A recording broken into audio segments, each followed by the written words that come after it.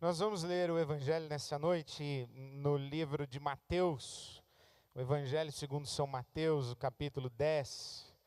Queria convidar você a abrir a sua Bíblia, capítulo 10 de Mateus, mantê-la aberta. Vamos ler a palavra de Deus, Evangelho segundo São Mateus, capítulo 10. Antes de lermos a Bíblia Sagrada e nela meditarmos, vamos orar a Deus mais uma vez. Senhor, muito obrigado pela Tua presença conosco, no meio de nós, sobre nós. E agora que temos a Tua palavra aberta, que pelo Teu Espírito Santo ela penetre os nossos corações e traga novidades para nós. Que o Teu Espírito Santo nos surpreenda. Nós que já ouvimos a Tua palavra tantas vezes, nós te pedimos, dá-nos a graça de ouvirmos a Tua voz como se fosse a primeira vez. Pedimos assim, Pai, para a glória do Teu nome, em nome de Jesus. Amém.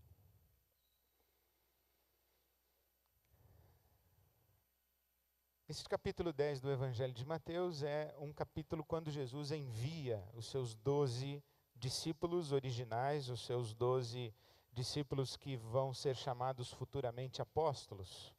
E esses 12 discípulos, 12 a exemplo das 12 tribos de Israel, 12 que representam, portanto, a totalidade do povo de Israel e a totalidade do povo de Deus, de modo que não é um exagero nenhum dizer que quando Jesus enviou os 12, no versículo 5 de Mateus capítulo 10, Ele enviou também a você e a mim. Quando nós lemos este capítulo 10, nós compreendemos, portanto, que todos nós fomos enviados por Jesus. Todos nós representamos a Jesus. Todos nós que abraçamos o Evangelho de Jesus, nós também abraçamos a causa de Jesus. E a causa de Jesus não é outra senão o reino de Deus. No capítulo 10, o versículo 7, Jesus diz: por onde forem, preguem esta mensagem, o reino dos céus está próximo. O reino dos céus, a expressão é usada preferencialmente por Mateus, mas é a mesma coisa que os outros evangelistas usam como reino de Deus. Mateus prefere reino dos céus, mas ele está falando do reino de Deus. E quando Jesus diz que os seus discípulos, isto é, você e eu, nós devemos sair e por onde passarmos devemos anunciar o reino de Deus, ele está aqui nesse contexto fazendo oposição ao reino de Roma, a César. Ele está dizendo, existe um reino estabelecido, mas eu, Jesus, trago-lhes um novo reino. O reino de Deus está próximo. E próximo não é um próximo cronológico, não é daqui a uma semana, daqui a um mês, daqui a um ano. Esse próximo está aqui, está no meio de nós. Se estendermos a mão, ele está aqui, ele está acessível a nós. O que Jesus está dizendo aos discípulos é, existe um jeito de ser mundo, existe um jeito de ser sociedade, existe um jeito de ser gente que é ensinado por Roma, por César. Existe um reino que é o reino de César, mas existe também um outro reino que é o reino de Deus. E o reino de Deus é maior do que o reino de César. E o reino de Deus é maior do que qualquer outro reino. E é à luz do reino de Deus que nós devemos viver. Se nós pegássemos este capítulo 10 do Evangelho de Mateus e fizéssemos uma interpretação literal, todos nós deveríamos vender todas as nossas propriedades, quaisquer que fossem elas. Se você tem uma casa, você deveria vender sua casa. Se você tem um carro, você deveria vender seu carro. Você deveria abrir mão de todas as suas posses e sair pelo mundo anunciando o Evangelho do Reino de Deus. Pegar o produto da venda das suas propriedades, doar aos pobres e se tornar um andarilho, um peregrino. Você deveria pegar a sua esposa, o seu marido, tirar os seus filhos da escola e a partir de então a sua família iria andar pelo mundo anunciando o Evangelho do Reino de Deus. Em 2000 anos de história da igreja, ou depois que essas palavras de Jesus foram pronunciadas, não foi assim que os discípulos de Jesus compreenderam. por onde eles passaram anunciando a chegada do reino de Deus, eles não geraram este tipo de resposta. Quando eles chegaram numa aldeia, numa cidade, numa vila, numa região, anunciando o reino de Deus, o reinado de Deus, o reino de Deus se manifestou ali, ganhou forma, ganhou contornos ali naquele lugar. Mas as pessoas que acolheram o reino de Deus não venderam suas propriedades e saíram pelo mundo anunciando o evangelho. Reino de Deus quer dizer reinado de Deus. Quando Jesus nos ensina a orar, ele diz assim: Pai nosso que estás nos céus, santificado seja o teu nome, venha a nós o teu reino, venha a nós o teu reino, e seja feita a tua vontade, assim na terra como no céu. O que é acolher o reino de Deus? É se submeter à vontade de Deus, é tornar-se alguém que não apenas vive segundo a vontade de Deus, mas vive para promover a vontade de Deus. É dizer o seguinte, nesta vila, nesta cidade, nessa aldeia, dizendo: olha, há um jeito de viver que é o jeito de Deus. Há um jeito de viver que é segundo a vontade de Deus. E nós estamos aqui para ensinar vocês a viver segundo a vontade de Deus, a viver de acordo com os padrões, com os valores, com a realidade da vontade de Deus e não com a vontade de César, não com a vontade de Roma. Em outras palavras, há um jeito de viver que é próprio da cultura brasileira, há um jeito de viver que é próprio da cultura norte-americana, há um jeito de viver que é próprio da cultura europeia, há um jeito de viver que é próprio do capitalismo, há um jeito de viver que é próprio do socialismo, há um jeito de viver que é próprio do comunismo, há um jeito de viver que é próprio de Deus. E aqui Jesus está dizendo: olha, eu quero que vocês ensinem as pessoas a viver do jeito de Deus. E o que é esse jeito de Deus? Como é que a gente vive do jeito de Deus? Há muitas coisas que Jesus diz aqui nesse capítulo 10, mas eu quero sublinhar apenas 3 princípios e talvez juntá-los em um só. Versículo 8, Jesus diz assim: vocês receberam de graça, deem também de graça. Não levem nem ouro, nem prata, nem cobre em seus cintos, não levem nenhum saco de viagem, nem túnica extra, nem sandálias, nem bordão, isto é, nem um cajado, não levem nada, pois o trabalhador é digno do seu sustento, o trabalhador é digno do seu salário. Veja que interessante, Jesus envia os seus discípulos absolutamente vazios, esvaziados, despojados. Eles vão com a roupa do corpo, eles não têm moedas, eles não têm carteira, eles não têm cartão de crédito, eles não têm conta no banco, eles não têm absolutamente nada, eles não têm um talão de cheque, eles não têm uma nota de dólar, eles não têm absolutamente nada. Eles não têm sequer um casaco a mais, eles não têm sequer um par de tênis, eles não têm sandálias nos pés, eles não têm nada. Eles não têm nada para oferecer às pessoas com quem eles se encontrarão.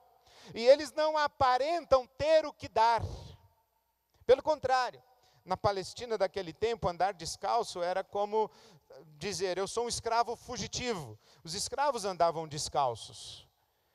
Esses homens que chegavam nas vilas, nas cidades, nas aldeias, eles chegavam razoavelmente mal vestidos, descalços, eram andarilhos, eram peregrinos, eram pessoas identificadas com a pobreza. Aquelas pessoas que os vissem entrando na cidade, ou quem os visse bater à sua porta, não imaginaria que chegou alguém para lhes dar alguma coisa. Pelo contrário, talvez imaginassem que chegou alguém para lhes pedir alguma coisa. Mas na verdade Jesus estava dizendo que eles estavam a caminho de dar, de doar e não vender, e dar e não negociar, e dar e não trocar. O que Jesus estabelece aqui é uma lógica que está para além da negociação, da barganha, do mérito, do demérito. É a lógica da gratuidade, é a lógica do desinteresse, É a lógica do acolhimento desinteressado. Talvez mais do que o acolhimento desinteressado, é a lógica do acolhimento generoso. Porque quem bate a minha porta e não tem cara de que veio me dar alguma coisa, tem cara de que veio pedir, eu vou abrir a porta para acolher e repartir, e não para receber. E mal sei eu que aquele que chega em nome de Jesus, despojado, como quem nada tem para me dar, e como quem não pode me abençoar, é esse que chega vazio, que tem a maior dádiva de todas, que é o anúncio da chegada do reino de Deus. Por isso é que o reino de Deus, em primeiro lugar, é este reino da generosidade, da gratuidade, onde não há relação de troca, onde não há comércio, onde não há barganha, onde não há negociação. É gratuidade pura. É doação desinteressada. Mas Jesus diz assim, que digno é o trabalhador do seu salário. Se é salário, é pagamento, é retribuição. Então como é que Jesus diz, de graça receberam, de graça vocês devem dar? E depois ele fala de salário. Talvez a maneira de entendermos isso seja com Lucas capítulo 10, versículo 6. Lucas capítulo 10, versículo 6, Jesus diz assim, comam aquilo que for posto à mesa. Não exijam nada, não peçam nada, não reclamem, não murmurem, não reivindiquem, não exijam direitos. O que Jesus está dizendo, vocês têm direito, mas vocês não são movidos pelo direito. Vocês têm direito, mas vocês não são motivados pelo direito. Vocês têm direito a um pagamento e a um salário, mas se ninguém lhes recompensar, se ninguém lhes retribuir, se ninguém lhes reconhecer o direito, ainda assim vocês farão o que eu os estou enviando a fazer, porque vocês não são movidos pelo salário, são movidos pela gratuidade.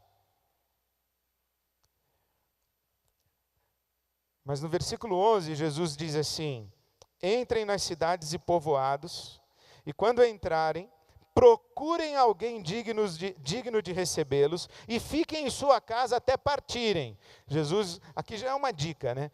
Ele está dizendo, ó, você ficou numa casa, fica lá, não fica pulando de casa em casa para procurar a melhor mesa. Fica lá. E coma o que for colocado à mesa. Fique ali. Ao entrarem na casa, saúdem-na. Versículo 13, se a casa for digna de paz, que a paz de vocês repouse sobre ela. Se não for, que a paz retorne para vocês. Se alguém não os receber nem ouvir suas palavras, sacudam a poeira dos pés quando saírem daquela casa ou cidade. Eu lhes digo a verdade, no dia do juízo haverá menor rigor para Sodoma e Gomorra do que para aquela cidade. Bom, Jesus já está dizendo aqui outra coisa, ele está dizendo que os que saem em missão anunciando o reino de Deus, eles vão buscar hospedagem, eles vão buscar alguém que os acolha, que os receba, que os hospede. E eles vão dizer assim, paz, shalom. Shalom é a palavra que traz consigo a conotação do reino de Deus, um reino de prosperidade de tudo para todos, não é só paz. É prosperidade de tudo para todos. Somente quando há prosperidade de tudo para todos, há paz. O shalom é, portanto, isso. Então eles entram na casa e dizem assim, shalom. Se a casa der boas-vindas ao shalom, ótimo. Mas se a casa não der boas-vindas ao shalom, eles ficam com o shalom. Isso fez lembrar para mim a história que eu ouvi de uma igreja em que uma pessoa fez uma doação, e depois chegou à conclusão de que a igreja não era íntegra na administração daqueles recursos doados, e o sujeito que fez a doação foi dizer ao pastor que estava saindo da comunidade e se transferindo para outra igreja. E quando ele estava saindo da sala do pastor, que ele foi abrindo a porta, o pastor disse assim, alto lá! Aí o irmão que estava saindo parou, olhou para trás, o pastor fez assim, ó. Ele falou, o que é isso, pastor? Ele falou, estou recolhendo a bênção. Engraçado isso, né? Você acha engraçado, mas é verdade, né? Eu não sei se é coisa de louco, é coisa de... Eu não sei o que é, mas... Não é que Jesus está falando para os discípulos dele, paz, e que aqueles que não recebem, eles pegam a paz de volta. Não, não é isso. Está dizendo o seguinte, ó, eu estou lhe dando paz, você não quer paz, a paz fica comigo, porque você não quis. Não é que eu estou pegando de volta, é você nem sequer recebeu a paz. Mas o que Jesus está dizendo aqui, e que me comoveu, é que veja a lógica de Jesus. Primeiro, a mensagem dos discípulos é: o reino de Deus chegou, o reino da gratuidade, do desinteresse, da generosidade, da compaixão, da partilha, da hospitalidade. E eu desejo a vocês paz, a prosperidade de tudo para todos nessa casa. Jesus está dizendo: olha, vocês não estão indo anunciar juízo, hein? No dia do juízo, Deus, o nosso Pai, vai saber o que fazer. Não são vocês os que anunciam juízo, vocês anunciam paz, vocês anunciam shalom. Mas eu fiquei aqui pensando o seguinte, que esses camaradas, eles só iam comer se eles fossem simpáticos. Porque se eles fossem antipáticos, se eles chegassem na casa dos outros dizendo assim, aceita Jesus, senão vai para o inferno, hein? Eles não iam comer. Porque eles só comeriam se eles fossem recebidos, se eles fossem acolhidos. O que Jesus está dizendo é mais ou menos o seguinte, pessoal, presta atenção, eu estou mandando vocês e vocês não têm uma moeda no bolso. Vocês não têm nada para oferecer em troca de um prato de comida. O êxito de vocês e a sobrevivência de vocês e o êxito da missão que eu estou dando a vocês depende da capacidade de vocês fazer amigos. Conquistar o coração e o afeto das pessoas. Se vocês não tiverem essa capacidade de cair na graça do povo, vocês vão passar fome. As portas não serão abertas para vocês. Vocês não serão acolhidos em lugar nenhum com antipatia, vocês não serão acolhidos em lugar nenhum com espírito sectário, vocês não serão acolhidos em lugar nenhum se vocês olharem as pessoas de cima para baixo, vocês não serão acolhidos em lugar nenhum se vocês disserem palavras de condenação, ameaça de juízo. O êxito da missão da igreja depende da igreja ser capaz de cativar o coração e a simpatia do povo. Por isso é que em Atos dos Apóstolos se diz que a igreja de Atos caía na graça de todo o povo. Qualquer semelhança com o que tem acontecido nos nossos dias é mera coincidência.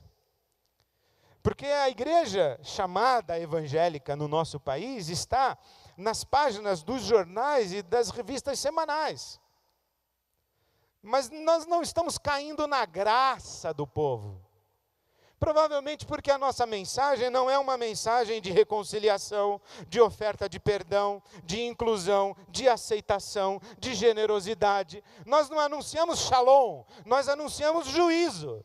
Nós não dizemos do que somos a favor, nós dizemos do que somos contra. Nós não oferecemos a mão e a destra para a comunhão e não convidamos pessoas à nossa mesa. Nós dizemos quem é que pode e quem não pode, quais são os critérios. Pelo contrário, parece que nós ficamos tão poderosos que agora nós não somos os despojados em busca de hospitalidade. Nós somos os abastados que sabem e que acham que podem escolher quem se assenta à sua mesa. A coisa mudou completamente.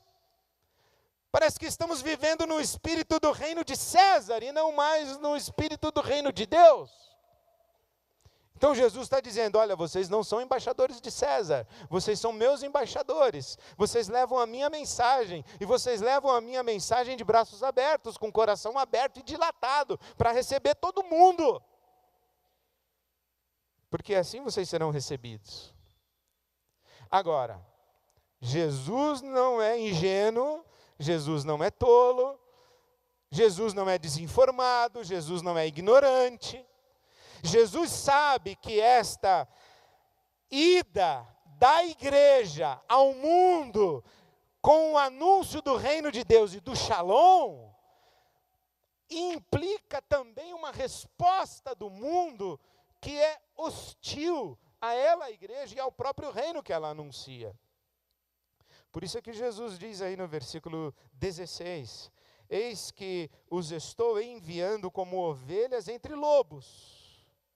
Portanto, sejam astutos como as serpentes e sem malícia como as pombas.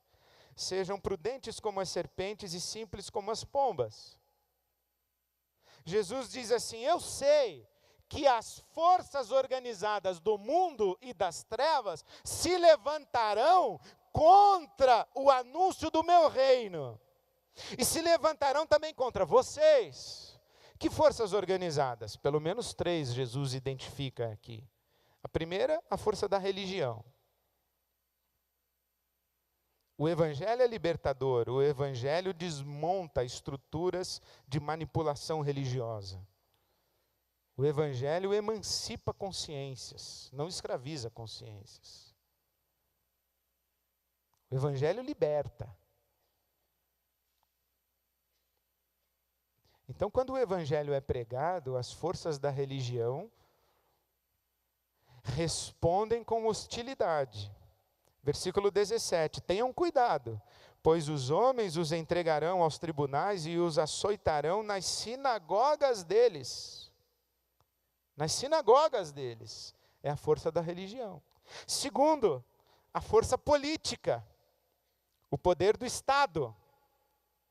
Por minha causa, versículo 18, vocês serão levados à presença de governadores e reis, como testemunhas a eles. E o Estado não vai gostar. César não vai gostar. Roma não vai gostar. Os poderosos não vão gostar. E terceiro, a força coercitiva da família. Pode ser que o seu pai não goste, que a sua mãe não goste, que o seu filho não goste, que o seu marido não goste, que a sua filha não goste, que a sua esposa não goste. Versículo 21. O irmão entregará à morte o seu irmão, e o pai o seu filho. Filhos se rebelarão contra seus pais e os matarão. Versículo 34. Não pensem que vim trazer à terra paz, mas não vim trazer paz, mas espada, pois eu vim para fazer que o homem fique contra seu pai, a filha contra sua mãe, a nora contra sua sogra, os inimigos do homem serão os da sua própria família. E o que Jesus está dizendo, lembre-se, eu não estou enviando vocês como lobos no meio de lobos, eu estou enviando vocês como ovelhas no meio de lobos. O anúncio de vocês é o Shalom. A cabeça de vocês, o coração de vocês é a graça. Vocês não vão competir com as mesmas armas. Vocês serão hostilizados, mas vocês não serão hostis. Vocês serão recebidos com violência, mas vocês não serão violentos. Vocês serão recebidos com estupidez, mas vocês não serão estúpidos. Vocês são ovelhas. A nossa postura é a da prudência da serpente e da simplicidade da pomba. A serpente e a pomba são 2 símbolos muito fortes na tradição do judaísmo de Jesus. Quando falo em serpente, a primeira coisa que você lembra o que é? A serpente tentando Adão e Eva. Mas tem uma outra serpente no Velho Testamento. A Bíblia diz que quando Israel se rebelou contra Deus no deserto, Deus enviou serpentes no arraial de Israel e as serpentes venenosas picaram o povo de Israel. Mas Deus mandou Moisés levantar uma serpente de bronze no meio do deserto. E todo aquele que olhasse para a serpente seria livre do veneno da serpente que foi enviada como juízo. A pomba também tem outro significado. A pomba foi solta por Noé, quando depois do dilúvio Noé queria saber se a água da chuva já havia baixado o suficiente para que eles descessem da arca. É a pomba quem traz o ramo da oliveira no seu bico, dizendo: o juízo passou, o dilúvio acabou, A água já baixou, já há terra para ocuparmos, já podemos recomeçar a vida no mundo, já podemos começar de novo. Então a pomba, no Novo Testamento, é o Espírito Santo que repousa sobre Jesus. Mas é também o Espírito Santo que paira sobre as águas do Gênesis, no caos. E o Espírito pairava sobre a face das águas, gerando ordem, criando. É o Espírito Santo de Deus a fecundidade criativa. Mais uma vez Jesus está dizendo, olha, vocês não vão anunciar juízo. Vocês não são serpentes que picam as pessoas em forma de maldição. Vocês são uma serpente levantada no deserto como oportunidade de redenção. Vocês são a pomba e vocês não são o anúncio do dilúvio. Vocês não estão sendo enviados ao mundo para dizer, vai chover na sua casa, hein? Se você não fizer a vontade de Deus, Deus vai destruir você com dilúvio. Se você não obedecer a Deus, Deus vai trazer maldição na sua casa. Não! Vocês são como a pomba que chegam dizendo, olha, o dilúvio passou, é o tempo da misericórdia. Vocês são uma serpente levantada dizendo, olha, é o tempo da compaixão, é o tempo de recomeçar, é o tempo da redenção, é o tempo da restauração. Ora, em síntese, o que é o reino de Deus? O reino de Deus é esse ambiente todo inclusivo da graça generosa de Deus, em que todo mundo é bem-vindo, em que a mesa está posta para todos. E o que é a igreja? A igreja é essa comunidade do reino. É essa comunidade que anuncia o shalom. É essa comunidade que é maltratada, mas reage com paz. O que é a igreja? É essa comunidade que vira outra face, que perdoa, que dá novas oportunidades. É essa comunidade que não exige atestado de bons antecedentes. Quem exige atestado de bons antecedentes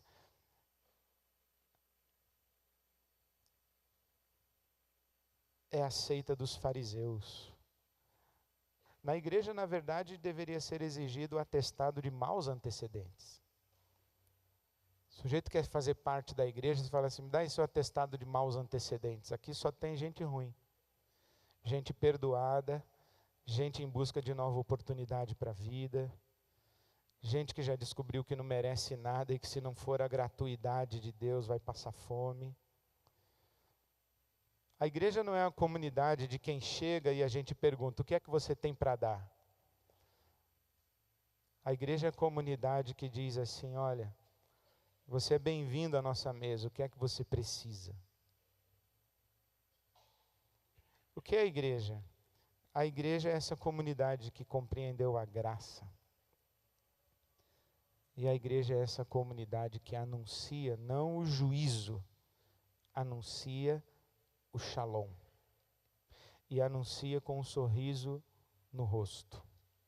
A igreja é essa comunidade que, embora sendo digna do seu salário, não exige seus direitos. Ela é generosa, dadivosa, não reivindica. Ela desfruta daquilo que Deus lhe dá. Não cobra nada para ser igreja, porque vive do privilégio de ser igreja debaixo da graça de Deus. Agora em julho nós mais uma vez saímos em missão. Na verdade é um tempo privilegiado de missão para alguns grupos da nossa comunidade, especialmente os adolescentes, os jovens, que saem para o Morro do Borel, mais uma vez, que saem para a comunidade quilombola de Pedro Cubas, que saem para Pedra Grande, Almenara.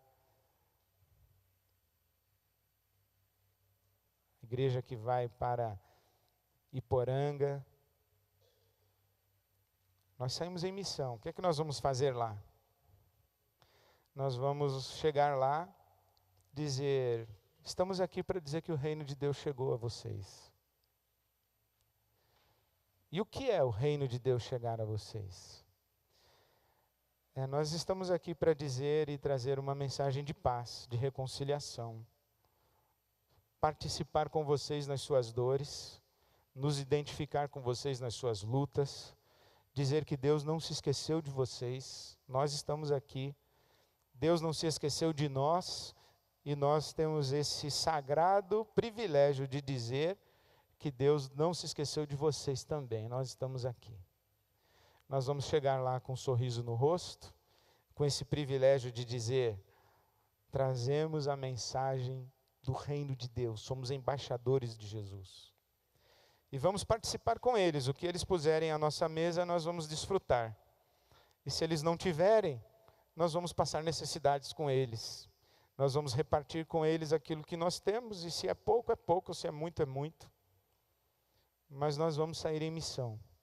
E sair em missão nesse mês de julho, alguns jovens, alguns adolescentes, não é a IBAB está fazendo missão 2 semanas no mês de julho. Eu até acredito mesmo que o grande benefício dessas nossas viagens, desses nossos projetos sócios missionários, acontece no coração de quem vai. Porque não volta a mesma pessoa. Volta tocado pela necessidade do outro, volta agradecido pela sua percepção de como a graça é generosa e já nos alcançou. Então saímos em missão. E hoje, assim como Jesus enviou os seus 12, nós temos esse privilégio de enviar a IBAB que sai. Lembrando a você que é a IBAB que fica com a mesma missão, com a mesma causa, com o mesmo compromisso, com o mesmo entendimento, com o mesmo coração. Então eu queria chamar os irmãos que estão de saída para a missão, que venham ser abençoados e receber a intercessão de toda a IBAB.